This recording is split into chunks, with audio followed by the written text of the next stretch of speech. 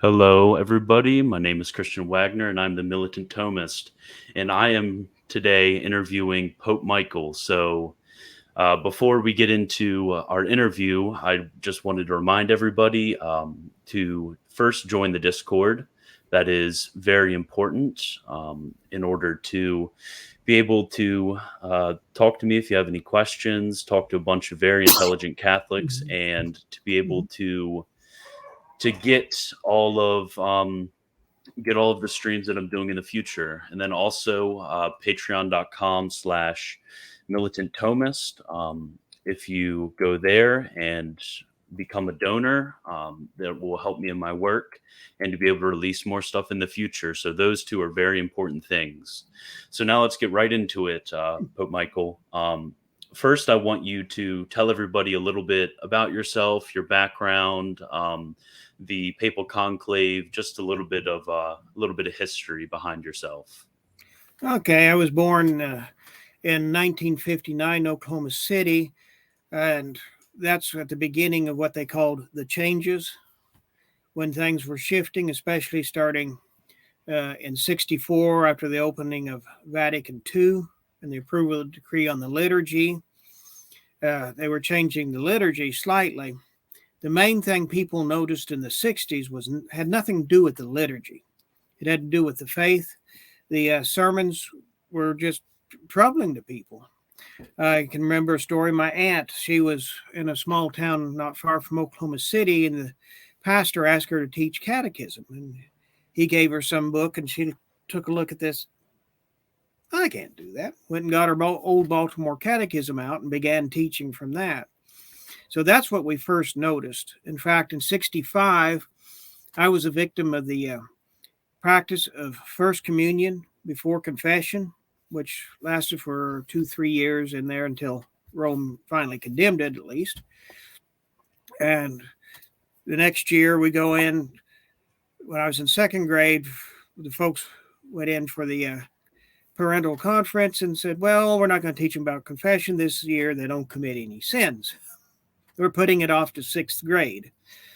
Well, Mom objected, and it was like everyone else in the room except one. Why don't you sit down, shut up, let's eat our donuts, drink our coffee, and go home? Well, she pursued it and found a group there in Oklahoma City that was teaching their own children the Baltimore Catechism. And we were in that, and that's the seeds of the first traditional group, well, the only traditional group in Oklahoma City, because it was not the Mass that bothered people. Although when the Novus Ordo came in, that became a lot clearer, and eventually people started, hold it, this new Mass goes with a new faith. And that's when they started dropping away from the new Mass and looking for other places. At the beginning, there were just individual priests who saw the same thing and were bringing the Mass and the faith to people throughout the world, actually. And that's eventually through one of these priests, we got introduced to the Society of St. Pius X, which had just come into the United States, I think about 2 years before. And we worked with the society for a while. I eventually went to Econ and to their American seminary in Armada until I ran into some difficulties with the society. Eventually resigned from them in 1981. That's about... We talked about this a little bit before, but you said that you had met Archbishop Lefebvre. Is that correct? That's correct. Okay, so what was the nature of your relationship with him? Well, at Econ, it was just a friendly one, because I had duties in the reception office, and you might run into him there. He's very friendly.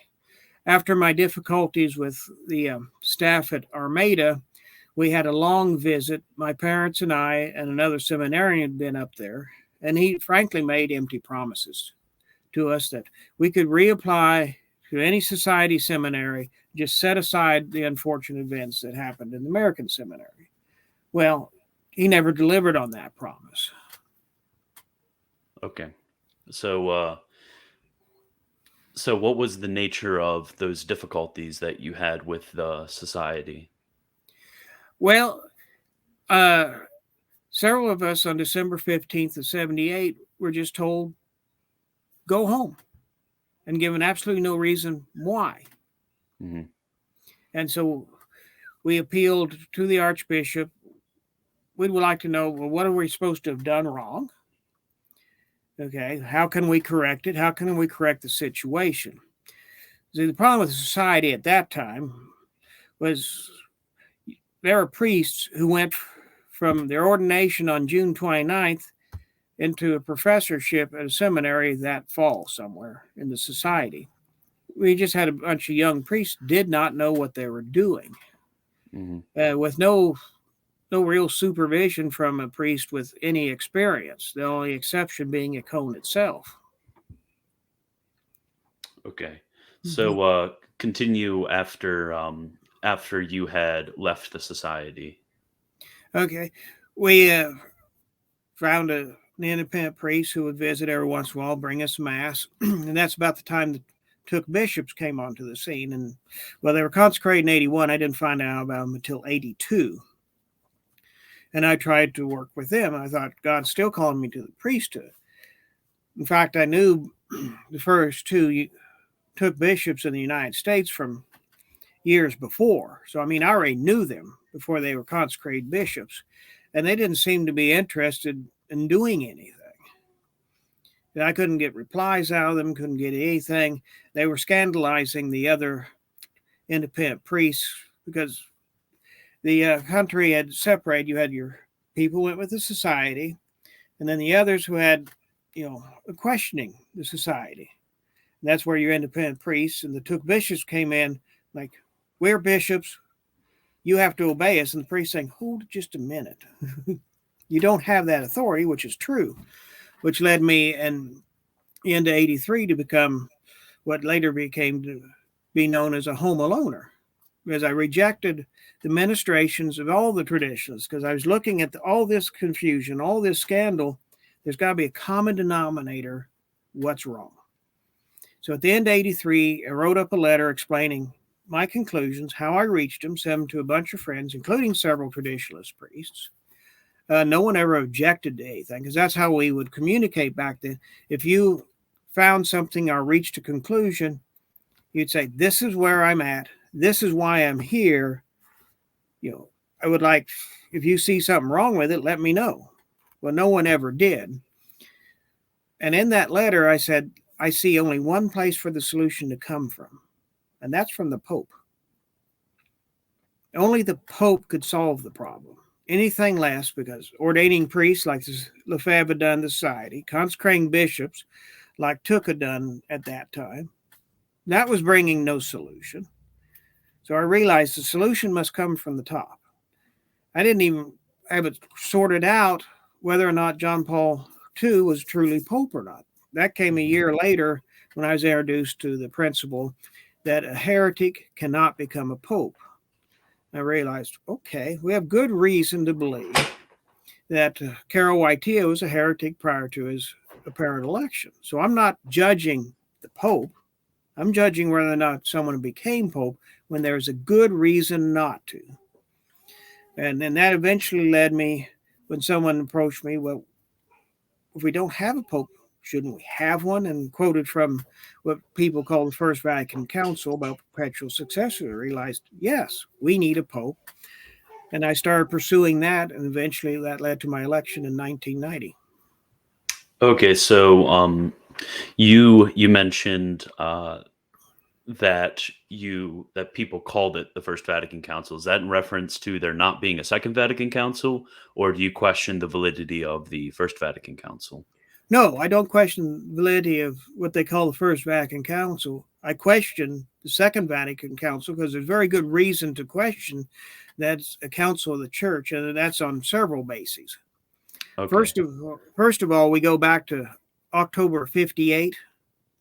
Pope Pius IX died on the 9th. The conclave, I think, opened on the 25th. On the 26th, I believe in the afternoon, white smoke went up. Mm-hmm. Okay, you can do some research on that, and that can be verified. At the time, United Press International, while the white smoke's going up, announces that Alfredo Cardinal Ottaviani has been elected Pope. Now, where they got the information from or anything else, I don't know. Eventually, the smoke did turn to black. Someone sent a message out through Vatican press corps. No, there's not been election. But there are many questions about what happened that day in the conclave.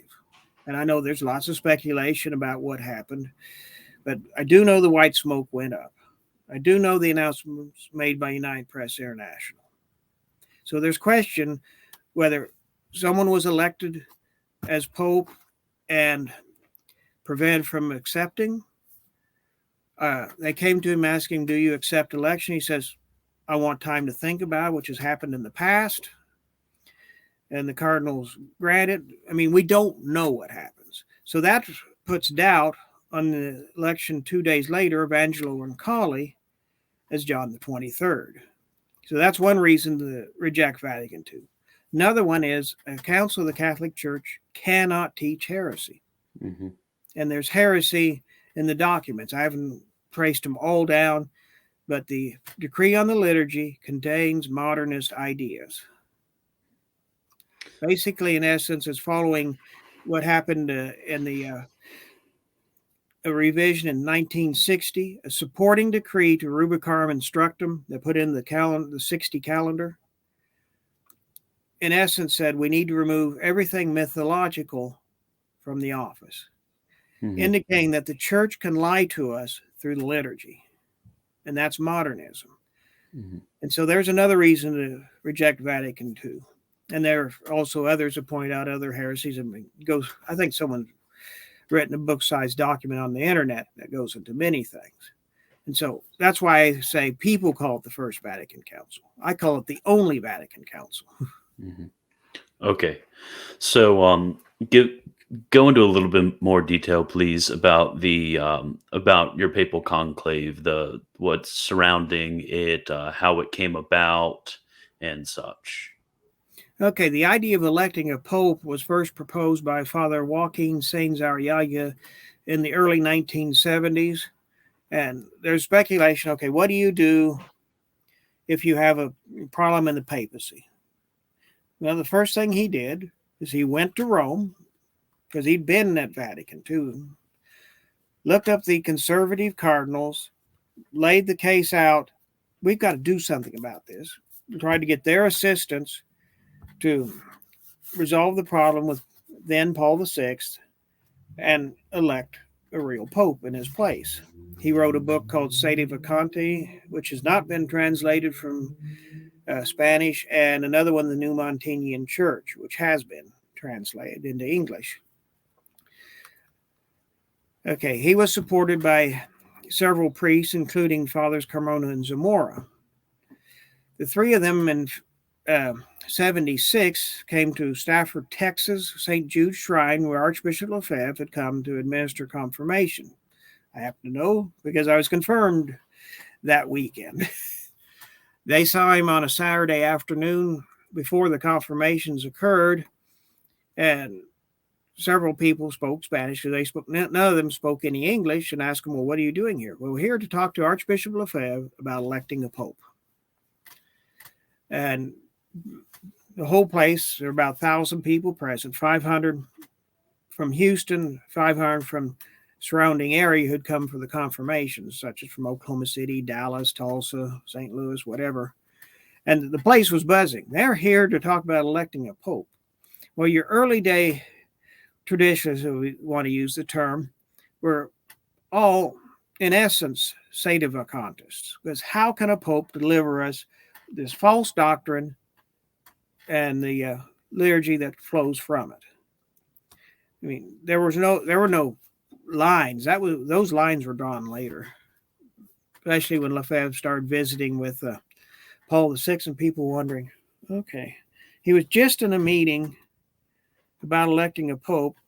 6 months later, he's talking with Paul VI. Got people questioning someone. Well, the election effort carried forward. Father Sáenz died shortly after the meeting. I know Wikipedia will contradict me, but it didn't always do that. And Fathers Carmona and Zamora carried forward. In fact, they took consecrations of Cremona and Zamora for the purpose of preserving holy orders, apostolicity of holy orders, until a pope could be elected. They had a meeting in May of 82 with Fathers Cremona, Zamora, and a bunch of American independent priests to talk about electing a pope. Bishop Took was at a meeting in early 83 for the same purpose. And that's what things were going towards. And then all of a sudden the idea died there. However, several lay people kept up the idea, working on, okay, how can we elect a pope? We know we have a vacancy. So once you've established that, then the next step is how can we proceed to the election of a pope? I was actually a latecomer to that, working, from the information they'd already developed, and that's how we proceed to the 1990 Conclave, because the church is a perfect society. By perfect society, I don't mean the people are perfect, but it has all the means of continuing itself to the end of the world, including filling a vacancy in the papacy when one occurs in some manner, whether ordinary, as happens with the election by cardinals as it is now, or clergy and laity of Rome way back in history, to extraordinary. An emperor appointed 3 popes in a row, although there was a college of cardinals. No one ever objected to it. There was a little bit of strife going on. He just stepped in. You take the job. The third one he appointed, it was actually eventually canonized a saint. So we proceeded that the Catholic Church, whether it's represented by 40, 50 cardinals, which it has been for centuries until the end of last century, are a few people, even an emperor, a layperson. We assembled, I think I counted up, 11 people were interested and showed up around the time of the election. Only 6 participated. 2 others were present who were not qualified to participate. Although we notified, sedevacantists throughout the world prior to the election that this election is coming. We've been trying to communicate with them for years, but we gave them a final notice. We're proceeding. And so once a notice goes out, whoever shows up may vote. And so that's how the election came about. Okay. So now I want to second, now that we've gotten a little bit of historical background to yourself, could you go into detail about why I and everybody who are watching right now and will be watching in the future should accept the claim of your papacy? Basically, we established, actually, Father Sains was the first in the early 70s, but we established the papacy was definitely vacant on July 16, 1990. There were no claimants to the papacy. Yeah, I mean, you go on the conclavism page, there are some what I call internet fictions. There was absolutely nothing about them to be found in the 80s, the 90s, even up until, I would say, 7-8 years ago when their names showed up. We investigated several claimants. There's Clemente of Palma de Toria, Spain, one who called himself Gregory the 17th. There's another one, Gaston Tremblay from Canada, called himself Gregory the 17th. There was a Peter II. But we investigated every claim that we could find out existed and proved why they're wrong. Because every one of these other claims come from some alleged apparition. Well, there's one thing about popes. They're elected, whether it be by one as in an emperor, or by 40, 50 cardinals, or however many participated clergy and people of Rome in the early centuries. Okay. And say, now that we've established the papacy is vacant, we took a reasonable effort to contact everyone who was potentially qualified to participate, which would be the sedevacantist. Towards that end, there was a Radko Jansky out of St. Louis who had a traditionalist Catholic directory. There's something similar online now, but this was Xerox thing, 50, 60 pages, listed every traditionalist chapel and organization he could find out about worldwide, including not just chapels, but monasteries. Of course, all the society places would have been listed at the time. The Took Bishop places have been listed, although they were disorganized. And so we just simply contacted all the ones because he marked them. These are sedevacantists. These are society. Gave what position they held. Usually it was to the papacy. So we contacted all the sedevacantists worldwide we could find, which would be 95% of them, I would guess. And the way information traveled, even prior to the internet, the connection between the various traditional-minded Catholics, even if they didn't agree with each other, if they heard something and he might be interested, they'd pass the information along. Sometimes I think information got passed faster back in the 70s and 80s than it does on the internet itself today. So we contacted them. We invited them to come. They could come or not come. They didn't come, so we proceeded to elect with those who did show up on the day appointed.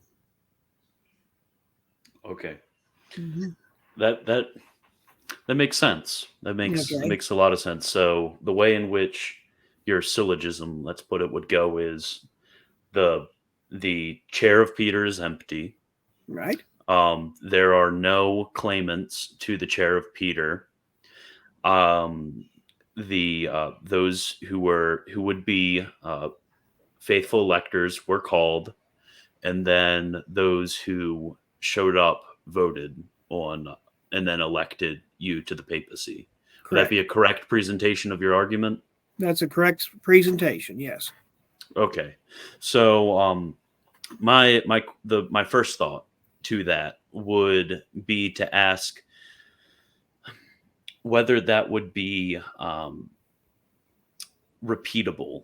If you so let's say there was somebody in 1988 who had a similar idea to you and contacted a certain number of traditionalist clergy and laity, and let's say 24 showed up and elected him to the papacy. Would he be valid? Would he be the valid Bishop of Rome?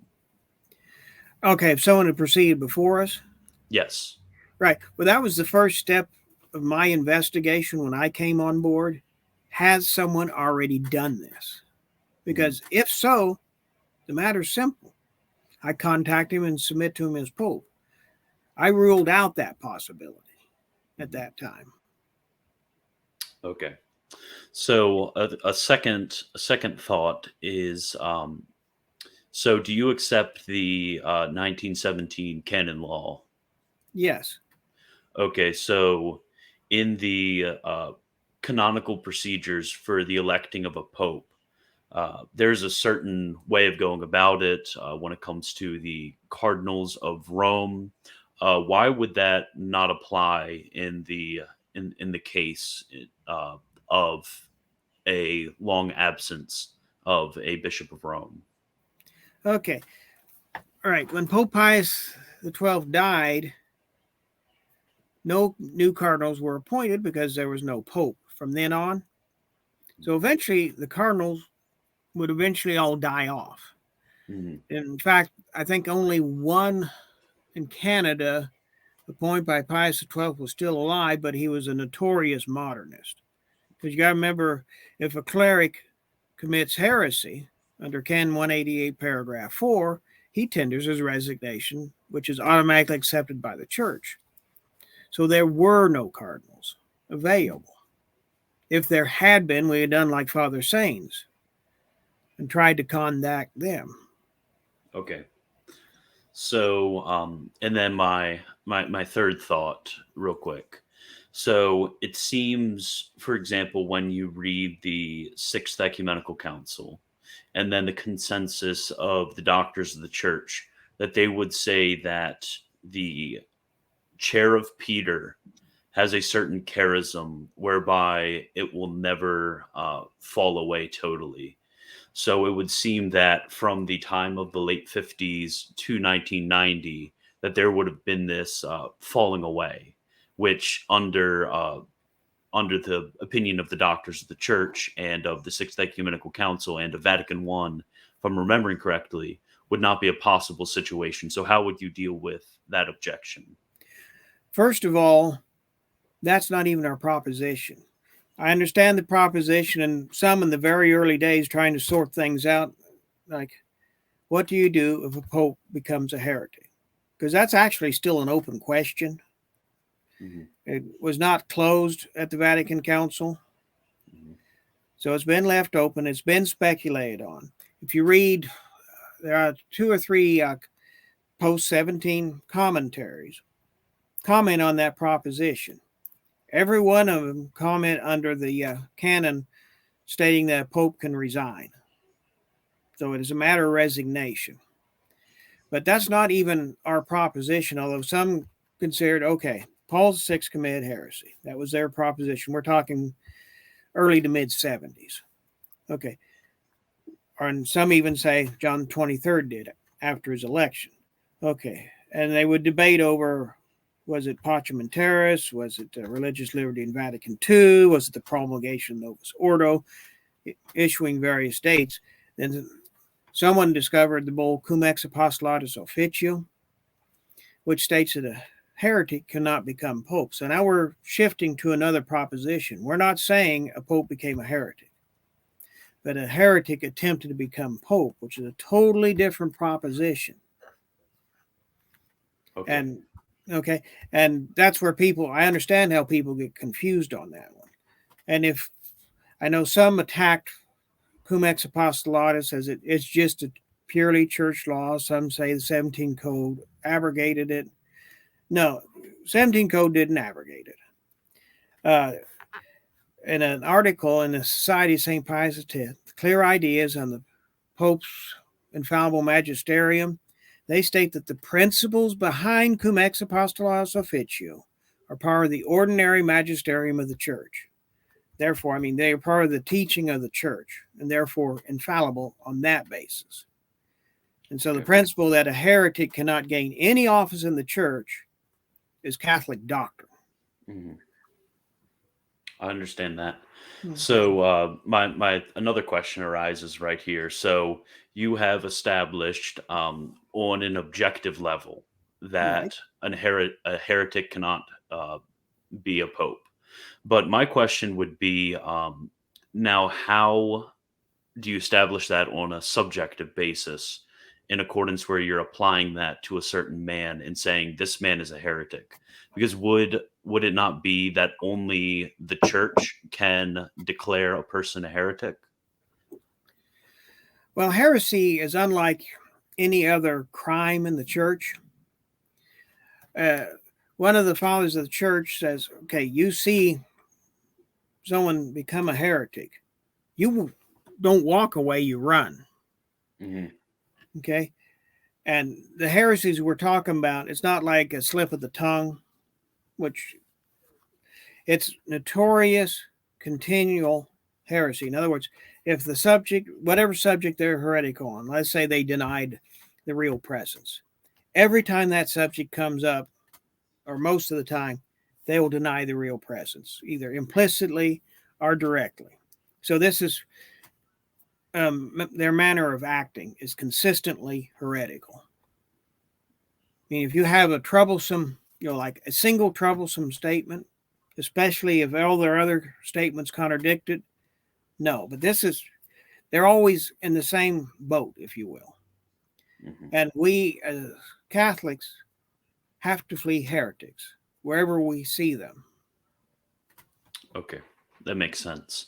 Mm-hmm. So I'm going to quickly, I don't know how long you can remain, but looks like we got a good bit of questions in the chat. Everybody is wondering a lot of questions. So Okay. first, I have a friend messaged me some questions for you, and Okay. I will go find them real quick. So the first question is from John, and he asks, "There seems to be footage of you celebrating Mass before your ordination. If this is true, why? Were these masses, according to your view, valid?" They were not masses per se. What it was celebrating would be a mass without the offertory and consecration, with the Mhm. Holy Eucharist consecrated by a validly ordained priest. And so they were not, in essence, what you would call a mass. Okay. So at this time, from your conclave until, if I'm remembering correctly, 2007, you had not been ordained to the priesthood, correct? Actually, it's end of 2011. 2011. Right. Okay. So, is it of the essence of the Roman pontiff to be a bishop? Because at this time you would be in the lay state. So, can a layman be the Pope of Rome?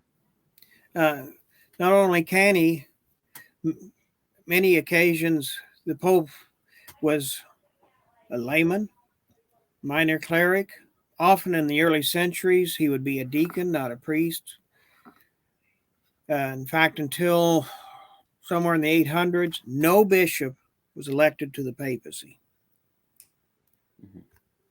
So, would these minor clerics and those in the priesthood, would they have been consecrated to the episcopacy after their election immediately? Yes, they would have. Okay, so your argument is that in that intervening period between their election and their consecration, they would still be a valid pope, correct? Right, because the papacy is an office, not an order. Hmm. Like, well, even the bishop of a diocese, that is an office. In the 17 code, as soon as a man, usually a priest, is appointed bishop of a diocese, and he presents his letters of appointment to the officials in the diocese, whether it be the canons in some of the more ancient dioceses or whoever fills that position, like here in the United States, he becomes bishop of that diocese, even though he's not yet been consecrated bishop. Okay. And so the same would be true of the papacy. Pius XII said something about that. A layman that was elected pope would immediately have all the authority of the papacy. Okay. That actually makes perfect sense. Good. So he has a second question. So do either of the bishops that ordained and consecrated you hold to the validity of your conclave? If no, was the remnant church without orders for a time, such that schismatics were needed to restore the priesthood? Okay. Yes, at the time of the consecration, the bishop that ordained and consecrated me accepts the validity of the conclave. Okay.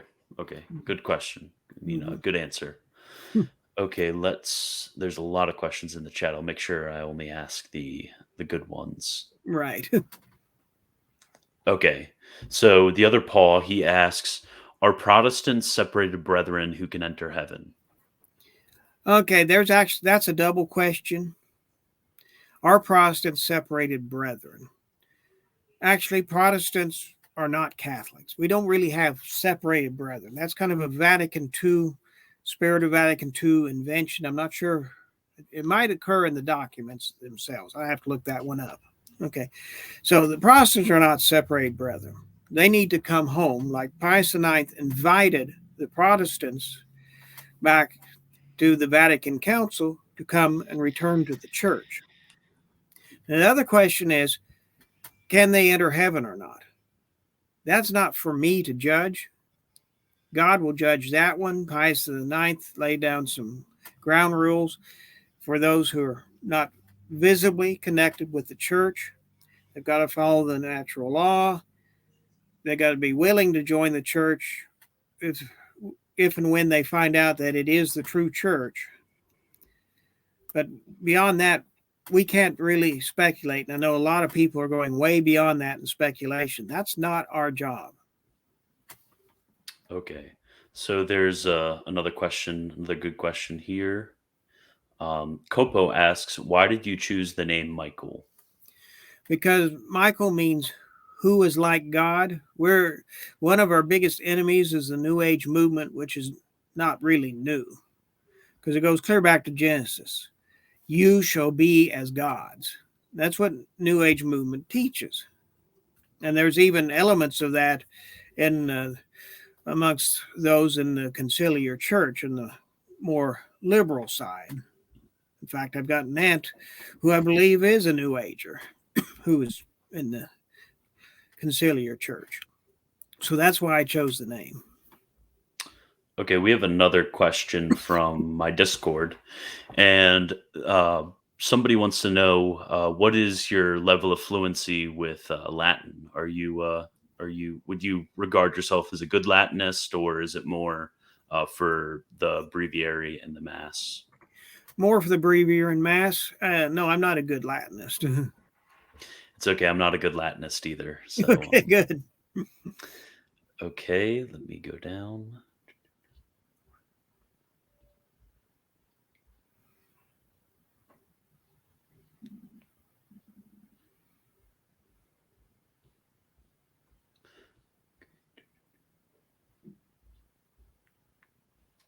So, quick question: what would it take for you to? What would it take for you to join the Novus Ordo Church, as you put it? Could you do you are you open to being convinced of other claims, such as the claims of Eastern Orthodoxy or Sedevacantism or the Novus Ordo Church, or are you not open to being convinced in that to those positions? Basically, I've obtained certainty that this position is correct, which excludes all the other positions. Okay. So AJ asks, what bishop ordained you? Robert Bjarnason. And what are his lines like? Because I actually my background a little bit. My former priest when I was an Anglican before I converted, he was an old Catholic priest and bishop, and I gained a bit of familiarity with the lines of the old Catholic movement, of the independent Catholic movement, and the continuing churches. So, where do your Episcopal lines come from? Both Duarte Costa out of Brazil and Old Catholic lines. Okay, and Barack Obama, he asks, shouldn't you be wearing a white cassock? Why are you wearing a black cassock? Because we're in mourning in the church over the current crisis. Okay. And then Mikey asks, do you intend to appoint a successor, or will you appoint cardinals? There's currently a plan amongst my clergy to elect a successor. So Matthew, he asks if you are a Thomist. I would consider myself a Thomist. I've Okay, studied a lot in the Summa. great. Where's my Summa? Somewhere around here. Oh no, it's my Summa is right there behind me. I love Saint Thomas. He's one of my patrons. I spent a lot of time in St. Thomas, not just the Summa, but elsewhere. So people are also asking if you have any plans to join Twitter. Is that another outlet that you would be interested in I have a pursuing? Twitter account and it's hooked up to my personal YouTube channel, so that publishes automatically. It's a matter of having time. I don't have time to tweet. So how Logos Logistics, he asks, how was John Paul II a heretic before his ascension to the papacy? Well, he accepted the heretical Vatican II documents, apparently without exception. Okay. So AJ, he asks specifically about the Palamarian Church. So how should a faithful Catholic choose between the one true Pope? Why not the one from the Palamarian Church? Oh, yes, Clemente is quite an interesting character. Have you done any research into him? I have been going kind of through the Wikipedia pages. That's the depth of my research, and I've read a little bit about some of these other claimants to the papacy, such as I think there was somebody who claimed to be Pius the 13th Oh, I knew from him Oregon. personally. Oh, really? Really Right. But wait, interesting. let's get back to Clemente, because now it's time for the rest of the story. Because you got to remember, I was alive when the butterfly landed on his windowsill and appointed him successor to Paul VI. That was the The original butterfly. rumor. Now, and that's not what anyone's claiming now, but I can remember when that rumor circulated. What is interesting are the connections between Clemente and Archbishop Lefebvre. Hmm. Father Noel Barbara from France was at Econ when the emissaries from Palma de Troya, Spain, arrived there to ask Archbishop Lefebvre to come down and ordain and consecrate Clemente because the Blessed Virgin Mary wants it. Lefebvre didn't say no instantly, which is what you would expect. Hmm. Instead, he says, "I'm too busy. Go see Bishop Took down in Rome. He's got time." A couple years after his consecration, but before the death of Paul VI, I was with a group from Econ. We were in Rome. Some were purchasing cassocks, and whatever clerical tailor they were in says, "Oh yes, your bishops," in other words, connected with the society in some way, were in purchasing miters the other day. And whoever it was inquired to find out it was some of Clemente's bishops were in purchasing miters. So they're passing themselves off as being approved by Lefebvre. Hmm. But Clemente, he kind of moved in on those alleged apparitions from what little I've read about it. And he kind of took over, had the apparition that first he should be ordained and consecrated. He got that one done. And then he had the idea, which was shared by some others, that Paul VI, the real Paul VI, was actually a prisoner in the Vatican. There was an imposter running around doing all these things. In other words, they put all the blame on the imposter. Yes, I mean, some people were grabbing at straws. In any case, the day Paul VI died, the butterfly lands, or whatever they say today, and voila, he's now Pope. So I understand there's no claimant down there anymore. I was reading about that, and actually, I think it was they had a succession of a few, and one or two claimants ago, the Pope actually resigned the so-called Pope Right. resigned the papacy and ran off with a nun, and he said that it was all a hoax from the beginning, which is interesting how they're still able to survive.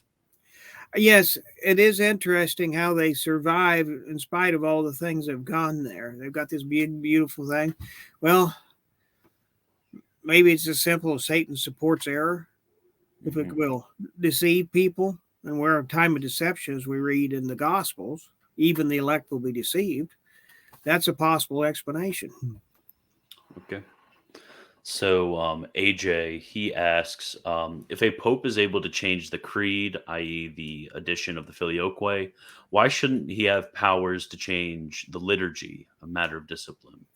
Okay, first of all, I don't think the addition of the filioque was like a change, as in adding a new doctrine.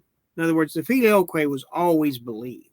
It Hmm. just didn't make it into the creed because whatever heresy they were dealing with didn't address this subject. So that's one. We're ending up with two questions here. Shouldn't he have the powers to change the liturgy, a matter of discipline?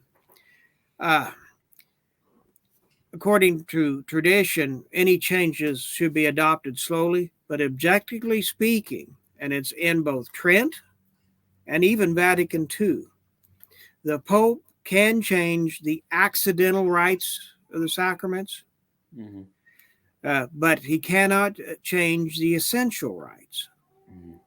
Now we Like the come form and the matter and the the matter and intention. form, right? Mhm. He can't change it to I baptize thee in the name of the mother and the daughter, and or something like that. Okay, that would be invalid. That's an essential right. What we are dealing with after the changes in the rites of the various sacraments, which could have been, if it was accidental rites, some might think it's imprudent, but he is the Pope. He's kind of violating the principles of liturgy. Any change, if you will, would be considered and move very slowly. But in any case, they changed the essential rites of the sacraments. In 74, a decree came out in Sriracha Liturgica, because what was happening, they changed the essential rite in Latin. The translators were translating it back to the old rite, correcting the error. Paul says, no, we've changed the essential rites, and you've got to be faithful to our Latin. And so Paul VI admits we changed the essential rites, whereas Vatican II, as well as Trent, say nobody can change essential rites. Christ instituted them. We can't change them. Okay. So how would you specifically say that the form of the sacraments has changed in regard to the words of institution, the words of baptism, the words of confirmation and such? Well, baptism hasn't been changed. I mean, it's people would get onto that one pretty quick when they changed from something clear in the Gospels.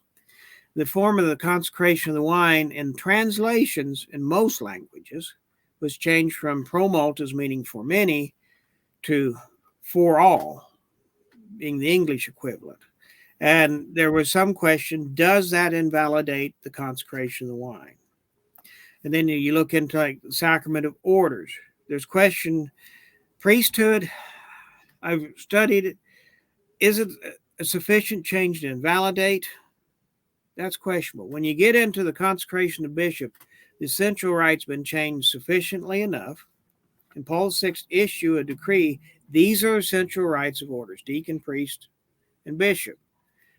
Just as Pius XII had confirmed that these are the essential rites of orders in judging whether an ordination is valid or invalid. Like there's been a mistake. Did he hand there was no host or wine in the chalice and patent-handed ordination of priest. Theologians at one time thought that was part of the essential rite. Pius XII said, no, that isn't. So would this be a similar argument as is given against Anglican holy orders in the Bull Apostolicae Curae? It would be similar. Okay. So the other Paul, he asks another question. So has or had Vatican II shaken your faith on the perseverance of the church given its virtually universal acceptance? No, it hasn't. We are warned there'll be a time, Jesus, think you, when he returns, shall he find faith? The church will be reduced to a handful. People claim there's safety in numbers, but that's not necessarily true. There's only safety in the truth.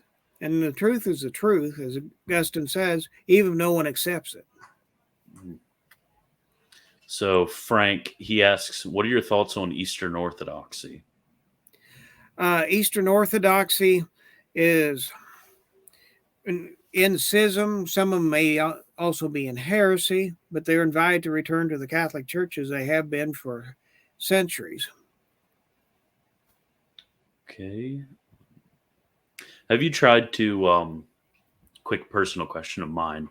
Okay. Have you tried to reach out to other bodies for ecumenical dialogue? Have you tried to reach out to Rome or the Anglicans or maybe other traditional Catholics?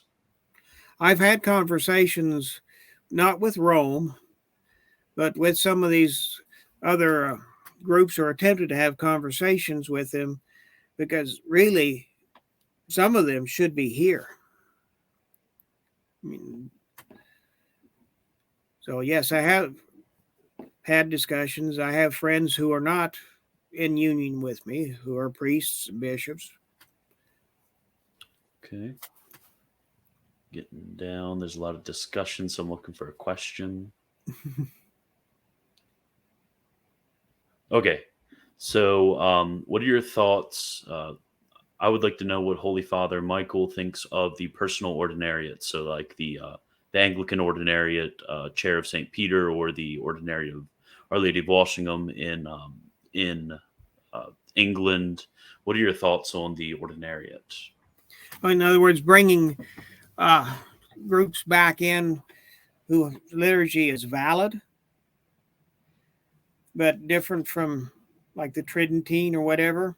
Mm-hmm. Several of the popes have laid down principles in regard to the East on receiving them back into the church.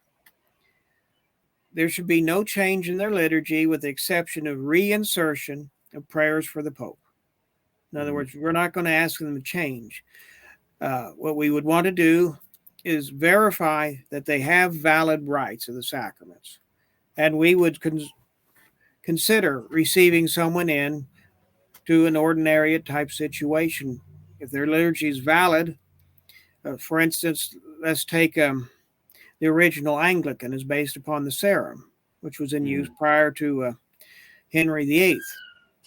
And it's perfectly legitimate, even in the vernacular, because the question is not about the language, but it's about the validity of the rites and union with the church. That's the question. So ordinariates are certainly an option. Have you ever heard of Jay Dyer before? No, I haven't. Okay, he's an online Orthodox, and people were asking what you thought of him, but that's not a valid question. So Right. So what is your opinion of Pope Paul VI? Well, Pope Paul VI was a heretic prior to his election. He called the Church a problem in one of his books. I mean, I've got a whole list of stuff somewhere I have to look up. He did more to help destroy the church than anyone else attempted to destroy the church, obviously, because he implemented Vatican II. He went beyond even the original idea of Vatican II. Most people don't know that the Novus Ordo was instituted, although a group called the Concilium of Bishops that was working on it voted in a majority against the Novus Ordo that was instituted a couple of years later, which goes against collegiality of bishops. He's even going against the principles of Vatican II. Mm-hmm. He basically, I'm sitting here and I'm going to do whatever I dang well please. And that's instituted even more confusion. Because when you find out, originally, the people working on advising on the Novus Ordo, majority of them didn't even want it. They should have sent it back to the drawing board rather than shove it in place. So it caused a great deal of confusion. Okay. So Brian, he's asking, what is there to deny in Vatican II, since the fact that there were no new dogmas which were presented in Vatican II? See, that's the problem. Vatican II wasn't about presenting new dogmas, although in essence, by presenting heresy, it did. In order to commit heresy, you have to deny a dogma of the faith. You don't have to try and institute a new one or institute your new dogma on the level of infallibility. See, they're trying to pass off Vatican II as a pastoral council, which first of all, it wasn't. The actual decree calls it the Second Ecumenical Council of the Vatican. It's in Canon Law Digest, I believe, number 5. Okay, they were calling an ecumenical council, but even if they weren't, if they deny the faith, they're no better than the Jansenist Synod of Pistua, which denied the faith. You don't have to attempt to define these things on the level of infallibility. This is kind of a new test, and if we applied that, only the Pope would become heretic by trying to infallibly define falsehood as truth. And that's ridiculous. That would rule out Luther as a heretic. Mm-hmm. Okay, so people are also asking, What happened to the two young men from the documentary that you had made? Okay, Phil is off taking care of family matters. Eli, his family got in the middle and he's gone and returned to his family. I do have occasional contact with him. Okay. So Elijah asks, have you made any ex cathedra statements? Or No, I have not. okay. So what is the process for you exhorting the faithful? Do you have encyclicals? Have you thought of ever calling a council? How does that work? Basically, what we're using are the modern synagogue, which is where we're at right now. Mainly the internet, of course, also personal contact with people. But people can find us through the internet. And next thing you know, we're making personal contact and they're either joining with us, they still have questions, but we are always, unless they decide to part on unfriendly terms, we're always on friendly terms with them because we're not here to judge, we're here to educate. Mhm.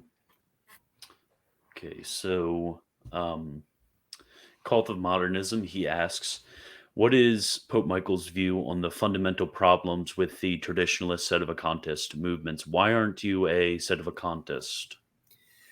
Well, there's something fundamentally wrong with the traditionalist movement. And in my last book, With a Real Catholic Church, Please Stand Up, I define a traditionalist as someone starting on the one end society, St. Pius X, that is not in full obedience with Rome. Clear to the other end, your more radical sedevacantists. None of them have any real authority in the church, and they don't claim it, with a couple of exceptions, because to do it by consecrating bishops, they didn't incur the excommunication of Pope Pius XII issued in the 50s for consecrating a bishop without a papal mandate. One of their priests, Anthony Chicata, argued because we are not consecrating bishops to govern dioceses, we're not under that excommunication. I'm not sure if I agree with his opinion, but his opinion is strong enough to be a probable opinion. And under Canon 19 of the 17 Code, we have to interpret strictly. So they're not even claiming real authority in the church if you get right down to it. Although you can go, the society, I've seen some question came up, what should I give for a stipend? Well, ask your pastor. Well, none of the society priests are pastors. And so that's what's wrong with them on the base level. Okay, the sedevacantist movement, they reached the conclusion we have no pope. And then what? And they don't answer the question. There is no pope. We should proceed to the election of pope as Bishop Took, Fathers Carmona and Zamora Musi, some of the first Took bishops, all were working towards the election of a pope. Okay, It's the later ones that abandoned that. Yes, that makes sense to me, because that's a problem that a major problem I have with the sedevacantist movement is, okay, the chair is empty. Now what? And it exactly. seems from how you're presenting that you are not presenting a new view at all that we need a pope, but this was from the very beginnings of the traditionalist movement was this idea that there needed to be an election and a conclave with a new pope. Right. Okay. So so Absurd Scandal, he asks, what about the legitimacy of the Legio Maria Pope? Why isn't he the Pope? Okay, I'm not familiar with Legio Maria Pope. So, Absurd Scandal, if you would go into more detail about that, maybe send a link. Or if he has a different name, we could answer that question. But I'll get to a different one right now.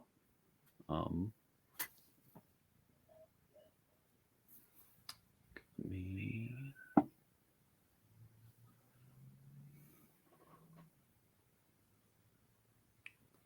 Okay, so are there other conclavists that are trying to hold other conclaves. Are you aware of any other conclaves? There's no movement at the moment I'm aware of, but yes, there were other conclaves. 1994, over in Assisi, Italy, a group of, including several took bishops, got together to elect a pope. Now, my question is, since many, well, I think possibly all, I know many involved knew about the 90 election. They were invited to the 90 election. They didn't do the first step. Address me. I don't find out about their Pope, Linus II, until 98. What do you think about the fact that someone says you have resigned in favor of Linus II? I said, Linus who? I'd heard a rumor that they had elected a pope. So they didn't do the due diligence. We talked earlier about Earl Lucian Pulvermacher, who held a phone-in election in 98. And he knew about my election. In fact, the book we wrote, Will the Catholic Church Survive the 20th Century, to call for the election, he ordered 10 copies of it because he'd seen it at one of his places he stopped to say Mass, and he wanted some copies. He was interested in electing a pope. So he knew we'd had an election. Ken Mock, who was on the periphery of our election in 90, the 80 or 94 election, and the Pulvermachers knew all of this stuff. And yet Pius XIII didn't even address either. I'm not sure what he knew about Linus II, but he knew something, I'm sure. He didn't even address our existence, an attempt to prove that our election was invalid. So they didn't even go to the first step. And then somewhere in the middle late 2000s, it's something I only picked up off the internet. There was a series of claimants in South America, the last one resigning, leaving no successor. And those are the only movements I know of. Okay. So I have a twofold question, actually. This is another personal one.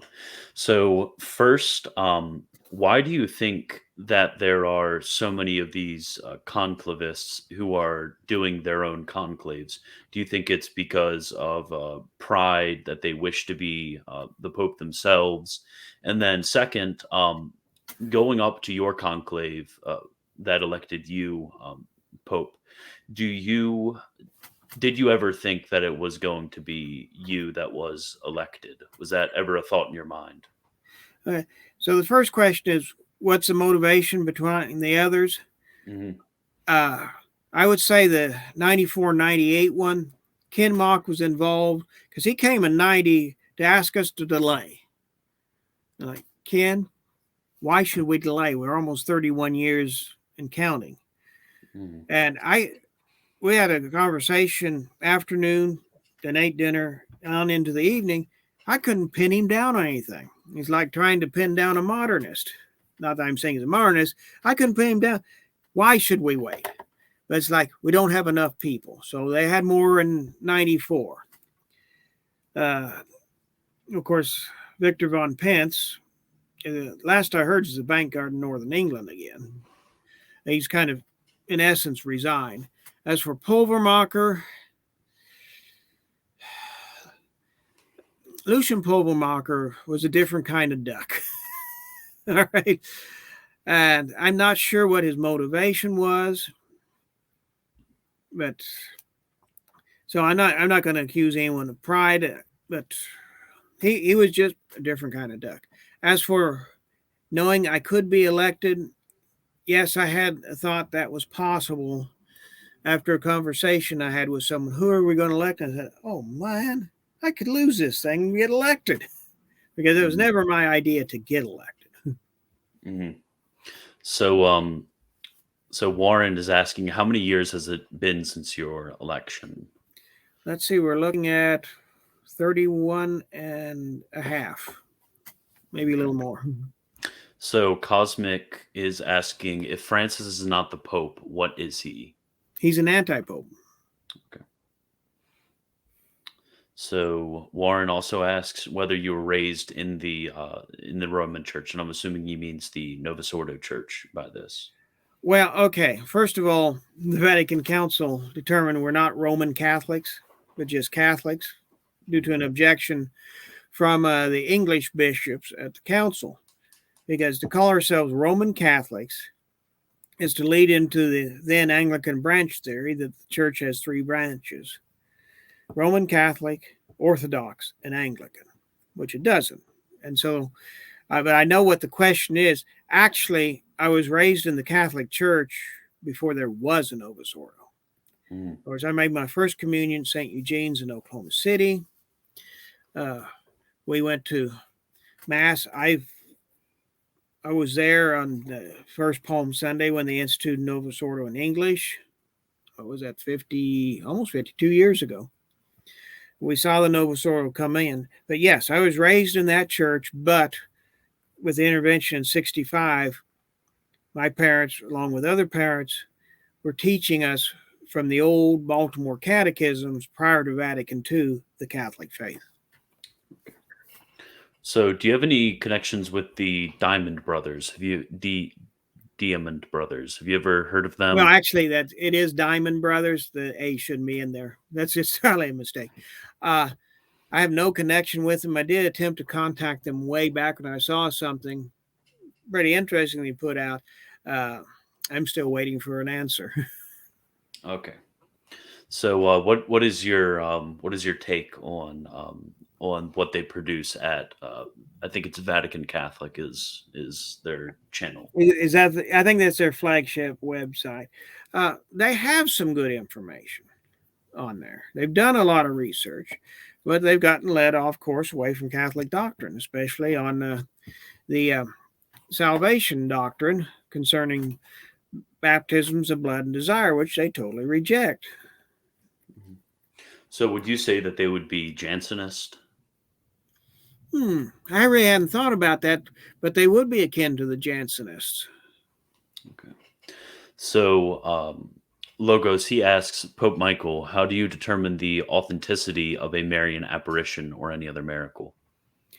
The same way the church has always done, try the spirits. We really haven't investigated a Marian apparition. We could prefer just reject everything since the late 50s when the investigations were being done. Because if Mary were to return and talk to someone today, she's going to say, the church is not over there with Francis, it's over here with Pope Michael. Okay. Has there, and then also a secondary question that I thought of, has there been any miraculous occurrences or apparitions or anything of that nature within your church? No, there have not. Okay. So a question from AJ. Question: do you accept the Thuck bishops as valid? As valid, yes. As legitimate, no. Because I knew, I'd met Carmona Zamora, I knew Musi and Vesalius and McKenna, well, even on to Dolan, Sanborn. Okay. But the question that has been brought up, those who to attack the validity of the Took consecration is, Took was insane. There is a Bishop Neil Webster who knew Took in his last days who testifies he wasn't insane. I knew a Vietnamese priest, Father Peter Tran Van Quat, who met Took in 83. Now, here's a Vietnamese priest and a Vietnamese bishop. Who better to communicate with each other than people who have a common first language? Mm-hmm. I met with him while I was looking into something else, in fact, connected with the election of a pope. In the late 80s, we talked about Took, and he claimed Took offered to consecrate him bishop, which I don't know if that's true, but he said absolutely nothing about any question about Took's sanity. There's no evidence from the time about his sanity, that he was insane. So there's no reason to believe they're invalid. So there's a question: what missal does Pope Michael use? Well, I use the Missale Romanum. I use the calendar from, let's see, Divino Afflatu. Now, the 55 calendar change, there's nothing wrong with that. It's just easier to use the other. I do reject the calendar change of 60 based upon some of the modern principles underlying the decision making. Not the idea of changing a calendar is wrong, but that's why I reject it, because of, as I mentioned earlier. So, what is your opinion about the Eastern Catholic rites? Because you'll get those like the Diamond Brothers who suggest that Catholics should go to Eastern Catholic, traditionalist Catholics should go to Eastern Catholic parishes to receive the sacraments. Well, that idea goes clear back to the very early 70s when people were questioning Novus Ordo. Well, go east. Now, that wasn't possible in Oklahoma. There's no place to go. There is an Eastern rite over in Kansas City, St. Joe, but that's not a solution because they're in union with an anti-pope. But I can understand the thinking because that's what influenced people, like, let's say in Chicago. Well, I don't want to go to this parish, but this one I know is in union with the church, and people hadn't sorted out the papacy thing yet, so they did go to the Eastern rites. Now, I understand some of them may have been messed with, but I really haven't researched it. Okay. So, Johann, he asks, are we in the end times? I think we are. Okay. Because it seems like from your presentation that there's a very strong eschatological element to how you're thinking about the relationship between Christ and his church, that there's a crisis of falling away, and there's and things to that of that nature. Okay, so Warren D, he asks, what do you think of the SSPX? My personal opinion that Lefebvre set up the SSPX, which he set up with the Novus Ordo. It wasn't originally even thinking about the liturgy. That didn't come up until later. In any case, it was set up in order to neutralize the resistance to the heresies of Vatican II. That's my personal opinion on it. Okay. So, how many priests are in communion with Pope Michael? I would say about 10. So, have you consecrated any bishops at this moment? No, I have not. Okay. So, this question comes up. What would happen? Let's say there's a very untimely death of yours. What is the plan for regaining the episcopacy within your church? Well, we have another bishop. Actually, we have two other bishops at the moment. The bishop that consecrated me and one in the Philippines who's running a diocese over there. So we have bishops.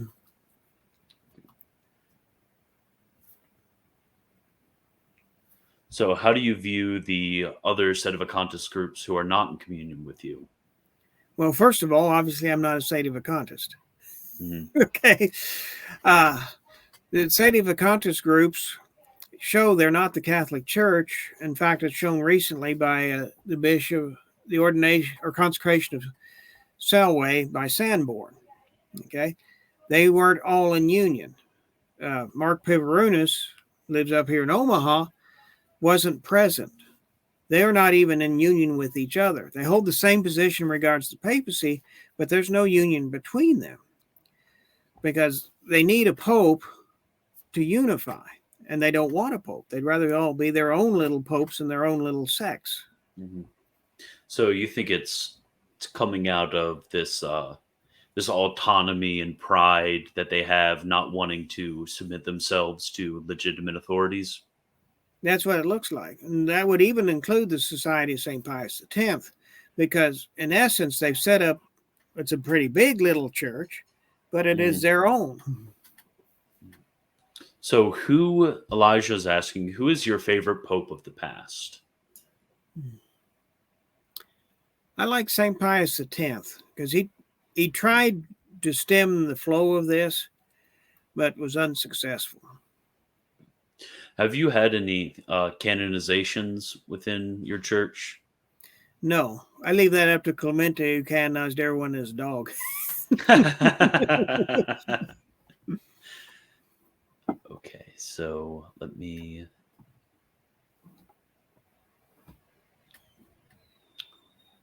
So, the New World Bellarmine, he asks, what is the future of your mission? Do you believe that eventually the world will submit to you or your successors? That is the future, but I think we've got a greater crisis on the horizon to make this one look like a Sunday school picnic. We'll have to go through that before the world will submit. In fact, I noticed Henry Edward Cardinal Manning, I think it was the last picture on the opening. Yes. He wrote a book on, it was a series of conferences on the papacy. And in the fourth conference, he notes that it's the unanimous opinion of the fathers that after the death of Antichrist, the whole world will convert. Well, Trent tells us when the fathers of the church are in unanimous agreement on a subject and interpretation of Scripture, their, quote, opinion, I hate to use that word because it's been doctored and adulterated, but their position is considered infallibly true. So yes, eventually the world will convert. Okay. So, did any Catholic dispute John the 23rd's legitimacy before he died? Doesn't the church's acceptance of him prove that he was the pope because the whole world would have erred if it accepted a false pope? I'm not sure if anyone disputed his legitimacy before his death, but this universal acceptance, I understand the principle, that will heal matter of ecclesiastical law. And in essence, it's done it throughout history. Take the principle of compromise in a papal election. It was first used to end the second longest vacancy in history. It violated church law at that time. No one rejected it. So the universal acceptance, but you can't make someone, like, let's say a woman was elected pope. Mm. Universal acceptance cannot make her pope because she's incapable of being elected, just as a heretic is. Okay, so how do you view the Fraternal Society of FSSP? What is that? Fraternal That's Society Society of of St. Peter, I believe. St. Peter. Okay. And actually, of course, their position actually is more consistent than that of the Society of St. Pius X because they are in union with currently Francis. Okay. If you think Francis is Pope, you had better be in full communion with him. To reject him partially like Society of St. Pius X does, that's insanity. Mm-hmm. Now, I may disagree with being in union with him in the first place, but at least their position is consistent. Okay. So here's another question. What does His Holiness think about Newman's development of doctrine? I have not studied that well enough to comment on it. I would like to get time to do so. Okay. Yes, I actually have a series of videos on Newman's development of doctrine. That's personally one of my areas of research. I Okay. love Saint Newman. He's a wonderful saint. Mm-hmm. Well, would you accept? Actually, this begs another question. Would you accept Cardinal Newman as being a saint since he was canonized in the Vatican II Church? Well, I don't accept the canonization, obviously. Whether he's in heaven or not, that's a matter for God to judge. I haven't studied anything that says he's not there. So. Mm-hmm. Okay, so Ashton, he asks, how is he supposed to shepherd Rome as its bishop if he has no contact with the faithful there? Well, that takes us back to the Avignon papacy when the popes were in Avignon for 40 years and had little to no connection with Rome. The Pope is Bishop of Rome even if he's never seen it. Mm-hmm. So Elijah, he asks, does Pope Michael think that the Novus Ordo is valid? I strongly suspect that it's invalid. Okay. So have you ever met Pope Francis? No. So, and then another question, is Benedict the 16th also an anti-pope? Yes.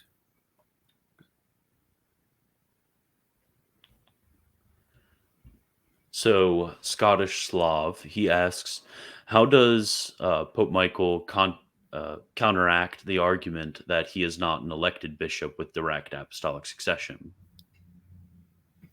Well, basically, election to the office of bishop brings one into the apostolicity of both mission, and of course, you have to have doctrine to even be elected in the first place. So if you got mission and doctrine, you're in the apostolic succession, which grants you the right to the order of bishop. Because apostolic succession is more than just the laying on of hands.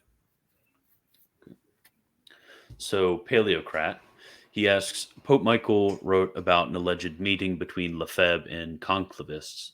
Can he disclose details or clarify the origin/nature of the encounter? Okay.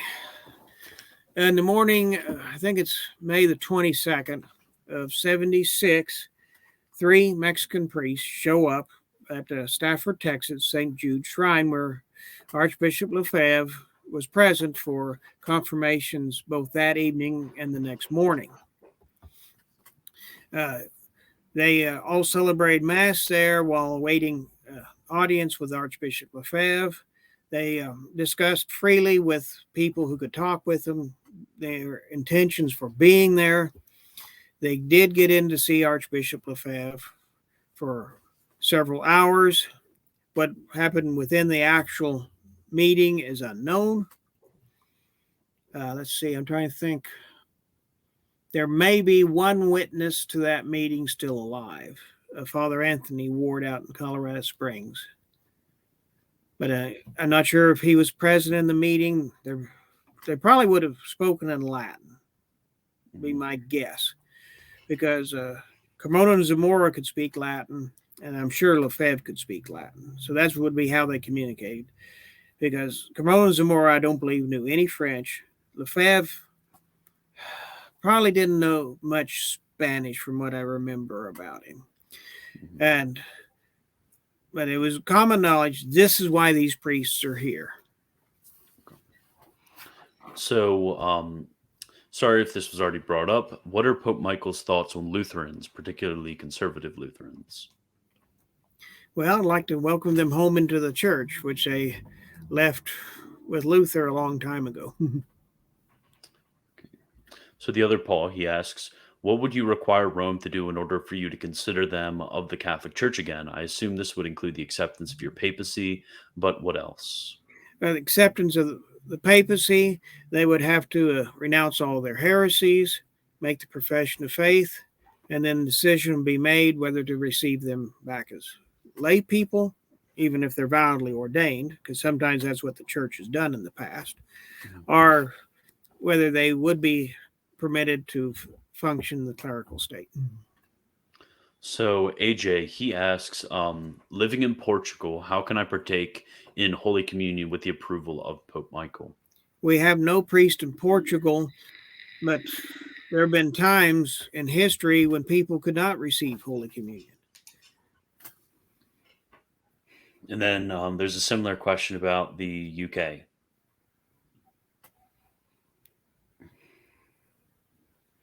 So do you have any priests in the UK?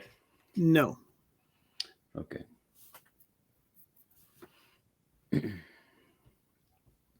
So people are asking a few questions about why I would not accept your papacy.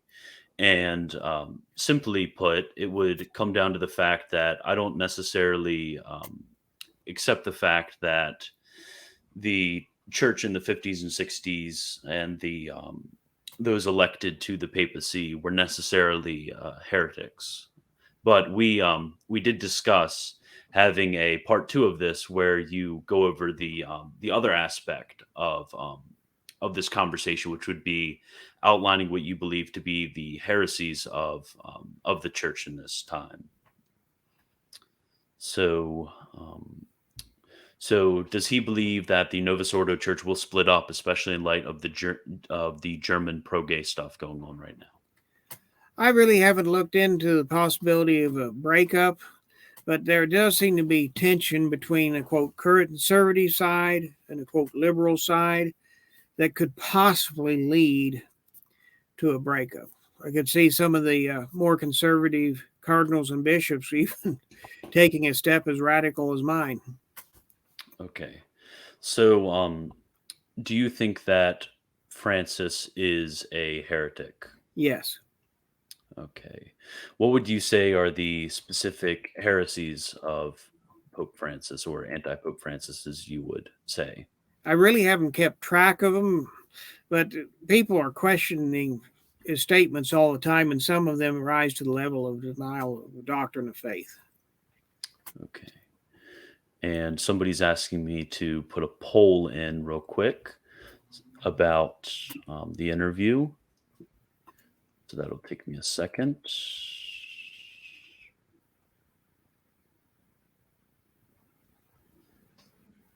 Sorry. Okay, so the poll is up, everybody, if you want to participate. Okay, so so what are your thoughts on the Eucharistic miracles that have happened in the Novus Ordo? It could be a trick of the devil, in my opinion. Okay. So another question: what are your thoughts on Taylor Marshall? I don't know enough about Taylor Marshall to comment. Okay. So have you read any of Saint Bellarmine's works? Yes, I have. Okay. What are your thoughts on Saint Bellarmine? Do you particularly enjoy his works? Yes, I do. Okay. So, Original Wind Productions. Does Pope Michael think that Leo the 13th was a modernist for using the term separated brethren to the Anglicans in Amantimissima Voluntatis? No, I wouldn't think so. I didn't know he used the term in that particular encyclical. I don't think it's necessarily encyclical, but I could be wrong. He could have been trying to be soft on them to invite them to come home. Okay. So, who is your favorite church father? Oh boy. I like Chrysostom. I like Augustine.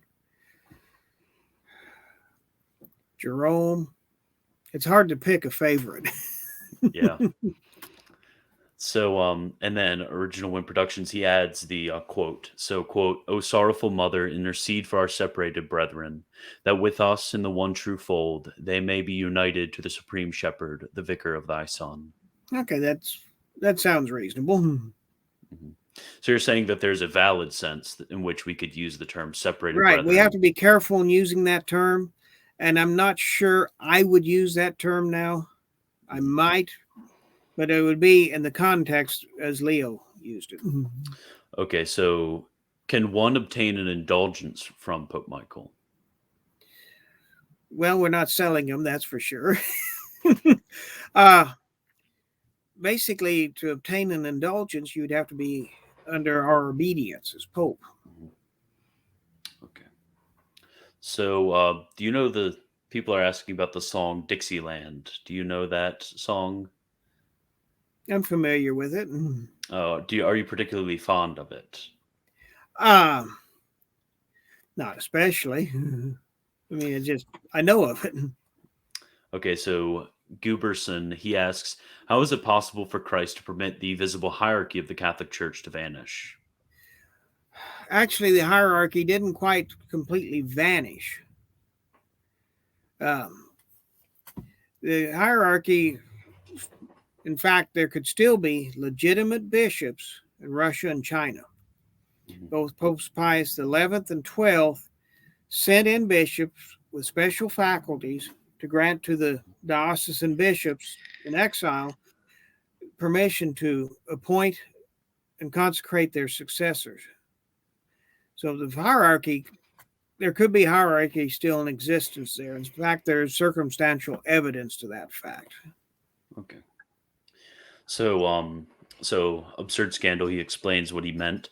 So by Legio Maria Pope, I mean the Africans of Western Kenya. Founder was Baba Ondeto. Current Pope is Romanus Ongimbe. I've heard of them. Again, they're more recent. They have not proven that there's a vacancy, to my knowledge. Okay. They attempted to even. So what do you think of the so-called sede provisionist position? I was waiting for this one. I can remember when it was first circulating. I still hadn't even sorted out my position on the papacy. I had serious questions. But I hear about that and said, all right, one thing I'm sure of, either he is or he isn't. This one proposed by Delorier, who worked at Econ, apparently got thrown out of Econ because of this. Yeah, he's saying basically the sede privationists, and their biggest proponent now is Sanborn.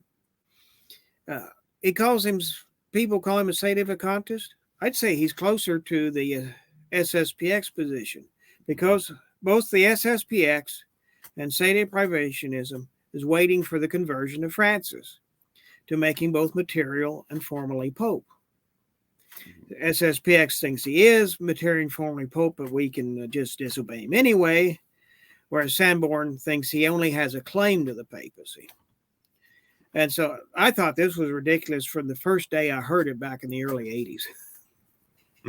So, Apologia Anglicana asks, if a traditional Anglican priest wanted to come into communion with the Catholic Church, would you be open to allowing him to continue using his Anglican rites as long as he commemorated the Pope?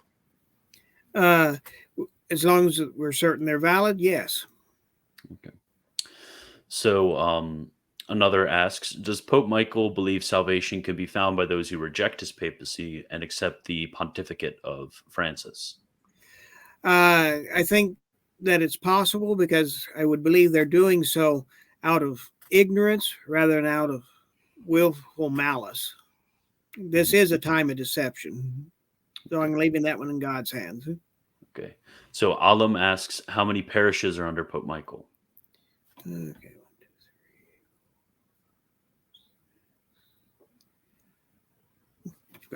7 would be, I guess. I had to count. So, can Pope Michael speak to how his local community views him? Are the parishes under his authority known in the community? Do people think they're just normal Vatican II churches? My parish here is known to the community, and though I have nothing to do with the Vatican II Church. Okay. So, Eli asks, what does Pope Michael think of the writings of Luther? Have you read Luther? I've read very little Luther. I mean, there are some things I understand we would actually agree on. Mm-hmm. But of course, he didn't reject every doctrine of the faith. I don't even think all of his theses were condemned. I'd have to look at it, but I don't think they all were. Okay, so what are your views on G.K. Chesterton? Let's see, G.K. Chesterton. Oh, yeah. I think he's the one who said that the next heresy we're going to have to deal with is Islam. I think he's the one who said that. I haven't read a whole lot of Chesterton because, again, I spend more time in Aquinas than I do in Chesterton. But when I read that many years ago, that, he's right. Okay, so oh yeah, funny story from Chesterton. When the Novus Ordo came to England, Chesterton was quite upset about that, and he continued to yell out the responses to the Mass in Latin that he had grown up with. Oh, that's a character. Mm-hmm. So another asks, what does Pope Michael think of aliens? Could aliens exist in Catholic theology? I presume we're not talking about aliens coming across the Rio Grande. We are not. I know. Actually, the church has condemned that proposition. Okay. So also, do you believe in geocentrism, that the Earth is the center of the solar system? I do. In fact, I'm working on a book on that very subject at this time. It's been slowed down by other work, but I am actively doing research. Well, I've been doing research on that for ever since the question 40 years ago. Well, I actually am also a geocentrist, so I would love to have you on when you do finish that book and get the word Okay. out. So, is Francis the Antichrist? No. Okay. So, are there any doctrinal changes being made currently in your papacy? Have there been any? Will there be any? Doctrine can't change, so there'll be no changes. I'm assuming by that the questioner is asking about new declarations Oh, and or yeah, clarification. There are no plans to do anything like that. okay. So Jimbo asks, do you reject all canonizations made by the Pope/anti-Pope in Rome? I do. Okay. So another is asking, what is your position on the Crusades? The Crusades, I mean, I can understand the idea. St. Bernard promoted him in his early days and then thought better of it in his later days. There were a lot of abuses connected. I understand what they were trying to do, but then you get people in there for personal gain, and that can take anything south. So people are correcting me in the chat. I would like to make a correction. I was talking about Tolkien, not Chesterton, when it comes to the responses in Latin. Are you familiar with Tolkien? Yes, I don't Do know you much about him. have you watched the Lord of the Rings and the Hobbit movies? I've watched some of those. Okay. So another's asking whether you believe the Earth is flat. I have to laugh when I hear but yeah, I understand people are questioning everything. No, the Earth is not flat. The Greeks knew it was spherical. In fact, I read something on that. They had estimated the size of the Earth, and they were within like 60 miles of being accurate. And that's where you get to Christopher Columbus. People didn't think he's crazy because he's going to sail off the edge of the Earth, which we were taught, at least I was taught in history class way back. That's a lie. He had wrong data on the size of the Earth. They figured he's going to run out of food before he met his destination. So, what do you think of theistic evolution? I reject it outright. Do you believe that it would? Correct. Yeah.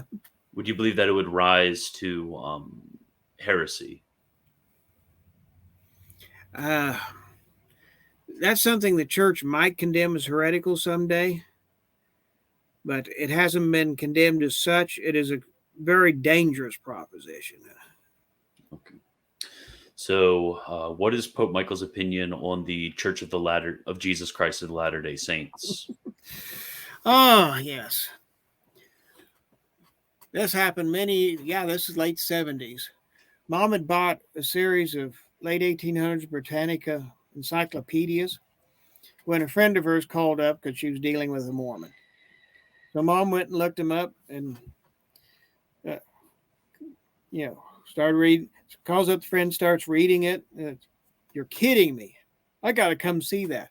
Basically, Smith was influenced by a late 1800s novel and made it all up. That's what Britannica from that age says. Okay, so what does Pope Michael think of William Tapley, self-called Third Eagle of the Apocalypse, who says Francis is the false prophet? I've never heard of him. Okay. So somebody asking, where can we find more about you? Wikipedia, official site. Where can we learn more about you? Read some of your stuff, maybe watch some videos. I would start at the VaticanInExile.com. which is the official website. We've got a YouTube channel under the same name. I have a personal one under Pope Michael, which has older stuff on it. That'd be a good place to start. The Wikipedia page is kind of skinny. So, I don't know much about the documentary made about Pope Michael, but how do you view it? Does it portray you fairly? Yes, it does. Okay.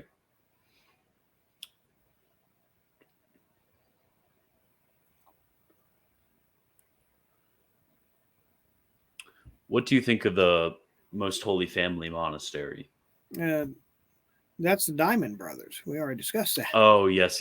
Okay, that's okay. They come in under a few different names. Yeah. So, have you ever had a papal high mass? No, I haven't. Okay. So that looks like all the questions we have for you today. Thank you for being on. Any final things you would like our audience to know? There are 63 people watching right now. Okay. Well, come check out the websites, the YouTube channel, Wikipedia. Make contact through there if you have questions. The contact page works. We're still working on the search engine, trying to get it upgraded so you can find information more readily, because we'd be happy to help you find the truth, and we'll be praying for you all. Look forward to coming back and visiting again. Thank you. I'm definitely looking forward to a second interview. Yes. We'll get that set up and we'll get it announced to you all. So before I leave, remember everybody, join the Discord.